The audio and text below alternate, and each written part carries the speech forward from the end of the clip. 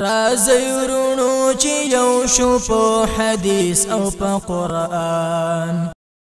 الله وبركاته. وعليكم السلام ورحمة الله وبركاته. بسم الله الرحمن الرحيم. الحمد لله رب العالمين، والصلاة والسلام على أشرف الأنبياء والمرسلين نبينا محمد وعلى آله وصحبه أجمعين. أما بعد، أيوة مختصر نصيحتي كل قدر منو أو عزت منو تا بتوجه سرا دا مختصر أو قيمتي نصيحت ووري فدي سرا الله سبحانه وتعالى زمن دا وقت قيمتي كي أو بدي سرا الله سبحانه وتعالى مغلا لوی اجر راکی. حدیث کی درجی پیغمبر صلی اللہ علیہ وسلم وی فی بیت من بیوت اللہ، ہر کله چې یو قوم د الله په کور کې راجمع شي او د الله سبحانه وتعالی د دین د زده کړې خبره کوي، الا وحفتهم الملائکه، نو دا ملائک چې کوم دي دا پرې راپڼ شي، وغشيتهم الرحمة، او د الله سبحانه وتعالى رحمت پر وريږي، ونزلت عليهم السكينة، او سكينة ووقار پر کشي، وذكرهم الله في من عنده، او الله سبحانه وتعالى دې خلق تذکرہ پاسمانونو کې کوي. بل یو حدیث کې راځي پیغمبر صلی الله علیه وسلم وی کله چې یو قوم کینی و د الله په یو کور کې په جومات کې او دین زده کوي، قرآن زده کوي او حدیث زده کوي، او د ملائک چې کله بروخیږي وی الله د هغوی نه تپوس وکړي چې زما د بندګان د څه دپاره راجمع شوي، وی یا الله د دې دپاره راجمع شوي چې تا نه جنت غواړي او د جهنم نه یریږي، نو پتا پوری پناه نیسي د جهنم نه. حاصل دغه حدیث دا دی، وی الله دې ملائکو ته وایي چې تاسو ګواه شئ چې دا قوم ما ټول بخلی دی. هغه ملائکو کې یو ملک ورته وایي یا الله فیهم فلان، په هغو کې خو پلانی ناست دی او دی د بیان اورېدو نه و راغلی، د ده سکار و هغې دپاره راغلی دی، جومات ته بس ناست دی. وی الله وی چې دا داسې قوم دی د دوی سره چې څوک کیني هغه هم زه بخمه. نو دا داسې قوم دی الله وی چې څوک پکې هسې وناسي وي زه یې بخمه. نو د الله په دې کور کې د راجمع کېده او د دین زده کول دا د بخاني او د مغفرت یو سبب دی. زه به د قرآن کریم د یو آیت په باره کې خبرې وکړم. الله سبحانه وتعالی په سورة الحشر کې وایي یا ایها الذین آمنوا اتقوا الله، اے ایمان والو ویریږئ د الله نه، ولتنظر نفس ما قدمت لغد، او هر نفس ته دا وګوري چې د سبا دپاره یې څه لیږلي دي. واتقوا الله، ویریږئ د الله نه. په دې آیت کې الله سبحانه وتعالی موږ ټولو ته دعوت راکړی دی چې هر انسان دې د خپل ځان سره سوچ وکړي چې د سبا دپاره یې څه لیږلي، د سبا د مراد قیامت دی. هر انسان دې د سوچ وکړي چې د قیامت دپاره د څه لیږلي دي، کم عمل یې کړی دی. نو ما ورته پکار دی چې لږ سوچ وکړو، لږ وخت به تېر کړو د یو بل سره، او راځئ چې ګورو زما او ستا څه حال دی د دین سره. ته به تپوس د خپل ځان نه ده وکړې چې تا اخرت دپاره څه لیږلي دي، ستا عقیده څنګه ده؟ آیا عقیده دې د توحید ده او که نه ده؟ عقیده د توحید مطلب دا دی چې صرف بندگی د الله کول او د غیر الله بندگی نه، غیر الله د بندگی نه انکار کول او د هغې نه ځان لرې ساتل. عقیده د توحید دې ته وایي چې یک یوازې د الله نه غوښته، په الله باندې اعتماد، په الله باندې یقین. ځان وګوره، الله وایي سبا دپاره دې څه لیږلي، د ځان سره حساب کتاب وکړه. چېرته ته قبرونو او درګاهونو له خو نه ځې، چېرته دربارونو باندې خو عقیده نشتي، چېرته یا رسول الله مدد دا چغې خو نه وې، یا علی مدد، یا فلان مدد،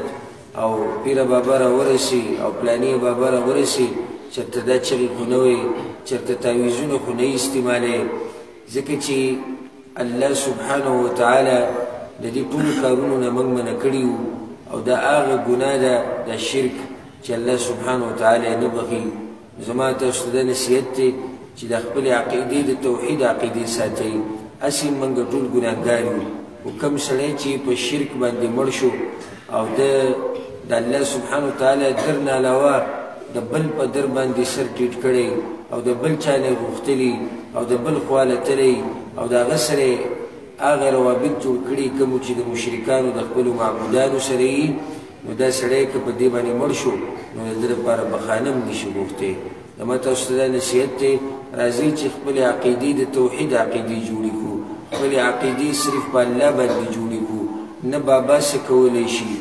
نه قبر څه کولی شي نه درګاه او دربار څه کولی شي نه ونه او ګټه څه کولی شي نه تعویذ څه کولی شي که کولی شي هغه صرف یو الله دی چې هر څه کولی شي وتوکل علی الحي الذي لا يموت الله وی ځان وسپارئ هغه الله ته چې هغه ژوندی دی په هغه باندې مرګ نه راځي الله لا اله الا هو الحي القيوم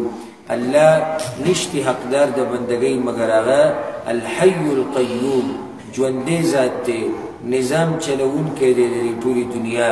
نو هغه ژوندي ذات سره خپل رابطه ساتئ که څه حاجت دي که څه مصیبت ته باندې که څه سخت ده باندې همدغه الله سره رابطه ساتئ او د دې کمزورو عقیدو نه او د شرک د عقیدو نه او د بدعاتو د خرافاتو نه ځان لرې ساتئ زمونږ په معاشره کې د عقیدې کمزورتیا د ډېره حده پورې ده تر دې چې زمونږ عقیده د سپو په غپا باندې جوړه شوې ده زمونږ عقیده د کارغه په اواز باندې جوړه شوې ده چې د کارغه اواز واوري نو یې څه کېدو واله دي راتلو واله دی که سترګې ورپي نو یې چا یاد کړی به یا څه مسله ده که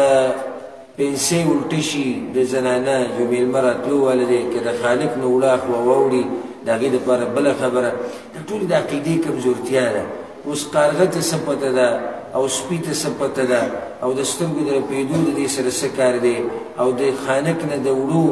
اخوا ولیدو د دې قسمه خبرو سره څه کار دی د دې خبرو نه ځان لرې ساتئ الله سبحانه وتعالی دې موږ ټول د توحید په دې عقیده باندې قایم او دایم لري الله وی ولتنظر نفس ما قدمت لغد او هر نفس دا وګوري چې د سبا دپاره یې څه لیږلي دي نو دویمه خبره دا ده چې راشئ چې موږ ته وګورو چې موږ د سبا دپاره څه لیږلي د پیغمبر صلی الله علیه وسلم تابعداري موږ څنګه کوو د پیغمبر صلی الله علیه وسلم په تابعداري باندې مضبوط ولاړ یو که نه د پیغمبر صلی الله علیه وسلم په نقش قدم روان یو که نه زمونږ منځونه د چا په طریقه دي زمونږ زکاتونه د چا په طریقه دي زمونږ صدقې د چا په طریقه دي زمونږ اذکار او عبادتونه د چا په طریقه دي دا کټه پکار دي ځکه چې د قیامت په ورځ صرف هغه انسان کامیاب دی او صرف د هغه انسان عمل قبلیږي چې په هغه کې توحیدي او عمل د پیغمبر صلی الله علیه وسلم په طریقه باندې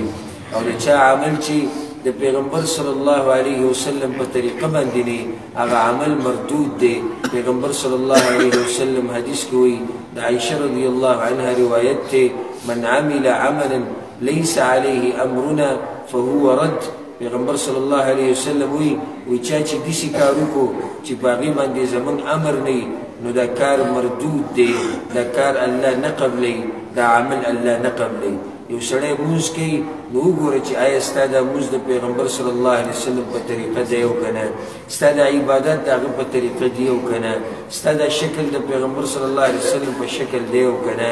ستا دا لباس د هغه د لباس په شان دی او که نه ستا غم خادي د هغه د غم خادۍ په شان ده او که نه ستا ناسته پاسته د هغه د ناستې پاستې په شان ده او که نه دا ټول ستا نه تپوسونه دي او ځان له بیا جواب ورکړه چې ته په څومره اوبو کې د هغې به پته ولګي د خپل ځان سره حساب کتاب وکړئ د خپل ځان سره حساب کتاب وګورئ چې د مانځه سره ستا څه حال دی مونځ د جمعې سره کې او که نه کې مونځ د جمعې سره کې او که نه کې په مانځه کې د اطمینان شتي او که داسې ټونګې وایي دا خبره یاده ساتئ دغه مونځونه دا کوم مونځونو کې چې دا ټونګې وهلي دا مونځونه د الله په در باندې نه قبلیږي دا منځونه الله سبحانه وتعالی واپس د دې انسان د مخ ته راچي او دا مونځ ورته خیرې کوي چې الله دې داسې ذلیله کړي چې زه وشرمولمه نو مونځ چې کله کوئ ښه په اطمینان او په سکون سره کوئ مونځونه د جمع سره کوئ په نارینهو باندې مونځ فرض دی د جمع سره په کورونو کې مونځونه فرض مونځونه دا د زنانو دپاره دي نارینه به په جوماتونو کې مونځ کوي او دا بانې جوړول جامې مې بېلمازې دي او غوجلې ته ورغلی ومه او پلاني ځای ته تللی ومه پلاني ته دا ټولو د هغه خلکو خبرې دي چې په اصل کې د دې مانځه سره نه لګي او د دې عبادت سره نه لګي د مانځه مسله ډېره اهمه ده ځکه چې حدیث کې راځي پیغمبر صلی الله علیه وسلم وایي العهد الذي بيننا وبينهم الصلاة فمن تركها فقد كفر زمونږ او د کافرانو په منځ کې چې کوم فرق دی کم دیوال دی هغه دا مونځ دی چا چې مونځ پرېښو پیغمبر صلی الله علیه وسلم هغه کافر شو دا زما فتوا نه ده زه یې نه یم دا پیغمبر صلی الله علیه وسلم وایي چې دا سړی کافر شو د الله نه یره پکار ده د دې خپلو مونځونو اهتمام کوئ دا خپل مونځونه په داسې طریقو کوي چې الله دې راضي شي او حدیث کې دا راځي پیغمبر صلی الله علیه وسلم وایي داسې مونځ کوئ لکه دا چې ستا اخرنی مونځ وي او د دې نه بعد ته مړ کېږي که چېرته موږ ته پته ولګېده چې موږ د دې پلاني مونځ نه بعد مړه کېږو نو زه یم قسم پې درته خورمه د کعبې په رب باندې چې موږ به د سجدې نه سر اوچت نه کړو دومره اوږد مونځ به وکړو ځکه چې موږ ته به دا پته وي چې د دې مونځ نه بعد زه مرمه اوس موږ د ماسخوتنې دا مونځ وکړو څه پته لګي کېدای شي دا ماسخوتن مونځ په موږ کې د بعضو کسانو لپاره اخرنی مونځ وي خو که چېرته دا مونځ هغوی داسې کړی چې ټونګې پکې هسې والي او دا مونځ یې د پیغمبر په طریقه نه یې کړی نو څومره افسوسونه او ارمانونه به کوي او څومره خفه به د دې دنیا نه لاړ شي نو هر مونځ چې کوئ هغه داسې ګڼئ لکه دا چې زما اخرنی مونځ دی او کېدای شي د دې مونځ نه بعد زه مړ شمه د آخرت دپاره سوچ او د آخرت دپاره فکر وکړئ او دا سوچ وکړئ چې کله په قبر کې به کېږي او هغه شپه راباندې راشي هغه اولنۍ شپه د مړو په منځ کې نو الله سبحانه وتعالی له به څه جواب ورکومه حساب وکړه د ځان سره کښېنه چې ستا عمر 80 کاله شو ستا عمر 50 کاله شو ستا عمر 40 کاله دی ستا عمر 30 کاله دی د ځان سره لږ سوچ وکړه چې د الله دپاره تا څه کړي دي د آخرت دپاره دې څه کړي دي د قبر نه د عذاب نه د بچ کېدو دپاره دې څه کړي دا مرګ خو به موږ ټولو باندې راځي او د مرګ دا خبره اختلافي خبره هم نه ده بلکې د کافرانو په ایمان دی چې مرګ راځي نو دا مرګ چې په موږ را روان دی الله سبحانه وتعالی ته مخامخ کېدلي لږ سوچ وکړه چې الله له به څه جواب ورکوي او تپوس به د هر څه په باره کې کېږي د مال په باره کې به کېږي دا مال دې وي د کوم ځای نه ګټلی دی په کوم ځای حلال رزق ګټئ دا مال دا حرام مال دا په خپلو بچو باندې دا بعض ظالمان خوري په خپله یې خوري په جسم کې دننه حرام ګرځي څنګه به دا سړی کامیاب شي د دې مال په باره کې به تپوس کړي وایي د کوم ځای نه دې ګټلی دی په څه طریقه دې ګټلی دی مال جمع کول مقصد نه دي پټې خپل ملکیت ته راړول مقصد نه دي ځمکه ځان ته راړول مقصد نه دي جایداد ډېرول مقصد نه دي د دې هر څه به الله تپوس کړي د ذرې ذرې به تپوس کړي حدیث کې راځي چې چا یو لیش ځمکه د چا نه ظلمن واخیسته یو لیش ځمکه الله به ورته د قیامت په ورځ په جهنم کې دا ووړه ځمکې غاړې ته واچوي چې اوس دا ځمکه ګرځوه حرام مال نه ځان لرې ساتي بیا دویم تپوس د دې سره به دا کېږي چې دا مال دې لګولی په کوم ځای کې دی د دې به هم الله تپوس کوي صرف دا نه دی چې مال دې وګټو او بس بیا مزید چې په کوم ځای یې لګی لګوه نه نه په څه کې دې لګولی په نشو تماشو کې خو دې نه یې لګولی په حرامو کارونو کې خو دې نه یې لګولی په هغه کارونو کې خو دې دا مال نه دی لګولی په کوم کارونو باندې چې الله خفه کېږي په ډمو او په ګډاو په سندرو خو دې دا مال نه دی لګولی نو دې هر څه به تپوس کېږي تا نه به تپوس کېږي ای قدرمنه د دې ځوانۍ په باره کې چې دا ځواني دې په څه کې تېره کړې وه زموږ دغه یو جواب دی چې ځواني مې د سعودي عرب په مزدورۍ کې تېره کړې وه او ځواني مې صرف په مزدورۍ کې او پیسو جمع کولو کې موږ تېره کړې ده دا ځواني داسې نه ده چې راغله او تېره شوه خبره ختمه شوه د دې ځوانۍ به ښه باقاعده الله تعالی تپوس کوي حساب به درسره کوي چې ځواني دې په څه کې تېره کړې وه دا به تا نه تپوس کېږي چې علم دې څومره کړی او بیا دې خلکو ته ښوولی او که نه ښوولی په دې مبارک جومات کې او په دې کلي کې 2 جوماتونه نور دي داسې کار وکړئ چې په دې جومات کې د ماسوتن منځه نه بعد د یو عالم دپاره د قرآن درس مقرر کړئ د حدیثو درس مقرر کړئ یو 15 منټه کښېنئ 10 منټه کښېنئ ورځ او شپه 40 ګنټې دي زموږ د ناانصافۍ ته وګوره د الله د دین سره 40 ګنټې دي او په 40 ګنټو کې یو سړی 10 منټه د الله دین له نه ورکوي چې کښېنو ته 10 منټه دا سړی ملا سوچت کې وي الله ما وبخه وچ په وچې مې وبخه د الله د دین دپاره ما ورته 10 منټه قرباني نه ورکوم چې کینو د قرآن ته ترجمه وګورو تفسیر وګورو کینو د حدیثونو ته چې زموږ د پیغمبر صلی الله علیه وسلم ژوند څنګه و زموږ پیغمبر صلی الله علیه وسلم به د عبادتونه څنګه کول کینې د علماو سره د علماو دپاره په دې جوماتونو کې درسونه مقرر کړي تا نه به تپوس کېږي د دې ژوند په باره کې د دې ټول ژوند په باره کې به تپوس کېږي صرف دا نه ده چې ته دنیا ته رالې او خوراک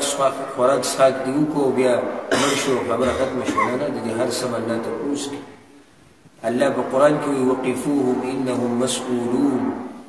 الله به ملایکو ته وایي دا خلک ټول ودروي د دوی نه به تپوس کېږي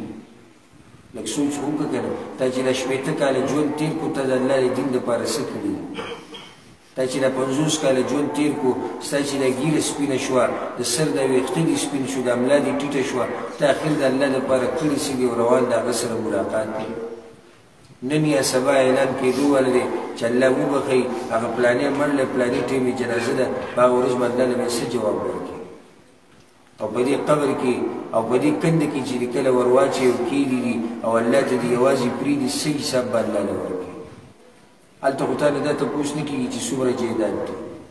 هلته خو تا نه دا تپوس نه کېږي چې نسب او خاندان او خیل دې څه هلته خو دا تپوس تا نه کېږي چې ښایسته وي او که نه وي هلته دا تپوس تا نه کېږي چې زور دی و او که نه و هلته دا تپوس تا نه کېږي چې څومره بچي دي او څو ښځې دي هلته تپوس تا نه صرف د عمل کېږي چې د الله دپاره دې څه کړي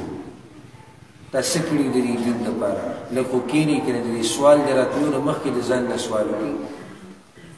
داسې سوچ وکړه لکه چې تا نه سوال کېږي او وکړه ځان نه سوال چې تا اخر د دین دپاره څه کړي په دغه کنده کې چې دې ور واچوي او بیا د پسې ملایک راشي او هغوی د هغه درې تپوسونه کوي د هغې به څه جواب ورکړي او بیا د قبر عذاب دی او په قبر کې فتنې دي او امتحانونه دي په هغه وخت کې به بیا څه کوي او بیا خبره په دغه ځای باندې ختمه نه شوه د قبر نه چې راپاسې او رب العالمین ته ودرېږي او الله ته مخامخ شي نو څه به کوې په پل صراط باندې به څه کوې عملنامه چې کله تقسیمیږي په هغه وخت کې به څه کوې تله چې کله ولیږي د اعمالو د تللو دپاره نو په هغه وخت کې به څه کوې د ټولو خبرو سوچ وکړې الله ته واپس شي یو نوی ژوند شروع کوي د ګناهونو نه توبه وباسئ الله سره خپله رابطه جوړه کړئ الله ته توبه تایب شي التوبة النصوحه خالص توبه وباسئ او الله سبحانه وتعالی د انسانانو په دې توبه ویستو باندې ډېر خوشحالېږي حدیث کې دا راځي چې یو سړی په شړه ځمکه کې روان و په شړه ځمکه کې اوښ ورسره و او په اوښ باندې ورسره خوراک و څښاک ورسره و هغه اوښ دې ورک شو او په هغه اوښ باندې خو د هغه د ژوند هغه بنیادي چې کوم د هغه سره په دې ټیم کې وګرځېدو خو هغه سورلۍ ورته میلاو نه شو بیا د ونې لاندې کېناستو د مرګ انتظار یې کړو چې بس مړ کېږم او په دې کې ویده شو چې راپاڅېدو پیغمبر صلی الله علیه وسلم وایي هغه اوښې سر ته ولاړه چې د اوښې ولیدو ډېر خوشحاله شو نو د ډېرې خوشحالۍ نه خطا شو او دی وی اللهم انت عبدي وانا ربك ویا الله ته زما بندې او زه ستا رب یم اخطأ من شدة الفرح وی د ډېرې خوشحالۍ نه خطا شو دا خبره قصدن عمدن نه کوله خو د خولې نه ووت دا سړی به څومره خوشحاله شوی د دې سورلۍ په میلاودو باندې پیغمبر صلی الله علیه وسلم وی الله د دې نه زیات خوشحالېږي د انسان په توبه ویستو باندې توبه وباسئ الله ته واپس شي بس د الله بندګان څومره موږ ګناهونه وکړو څومره موږ د الله نافرمانیانې وکړې څومره موږ لرې لاړو د الله نه او بیا به دقه الله ته واپس کېږو چې هماغه الله ته واپس کېږو نو د هغه سره خپله رابطه مضبوطه کوي د هغه سره خپل تعلقات مضبوط کوي الله سبحانه وتعالى دې په موږ ټولو باندې رحم وکړي. او تاسو به ما اکثر ملګري به ما پیژنئ، زما بیانونه به تاسو په انټرنیټ او په یوټیوب او فیسبوک او په دې به اورېدلي، خو زه هم د دې کلي یم او د دې ځای یم، تاسو ما پیژنئ او زموږ او ستاسو یو خاص ربط دی، یو خاص رشته ده. دا کوم نصیحت چې راته ما وکړو دا مې د زړه د کومې نه وکړو، نو زړه ته یې کوز کړي. او الله سبحانه وتعالی دې په موږ باندې د رحمتونو باران راووري، او څنګه چې الله موږ دلته راجمع کړي دغه شان دې الله موږ ټول په جنت الفردوس کې راجمع کړي. الله سبحانه وتعالی دې دلته چې موږ سره څوک هم غریبانان ناست دي الله دې مالداره کړي، څوک هم موږ سره بیماران ناست دي الله دې ورته روغ صحت ورکړي، که موږ سره څوک بیماران دي الله دې ورته روغ صحت ورکړي، که موږ سره څوک بیماران دي الله دې ورته روغ صحت ورکړي، که په چا باندې قرضه وي الله دې ورته قرضه ختمه کړي، که په چا باندې قرضه وي الله دې ورته قرضه ختمه کړي، که چاته هر قسمه حاجت وي الله دې ورته پوره کړي، که څوک گمراه وي نو الله دې ورته هدایت ورکړي، که څوک بېدین وي نو الله دې دین ته راواړي، او الله سبحانه وتعالی د مسلمانانو د ملکونو حفاظت وکړي. الله سبحانه وتعالی دې زموږ د معاشره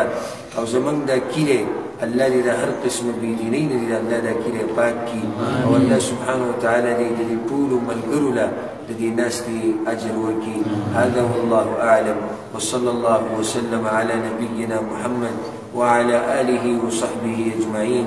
اصل کې ما یو بیان کړی په کانجو کې، نن زما بیان ډېر اوږد د هغې زه ستړی کړی وم، بیمار وم،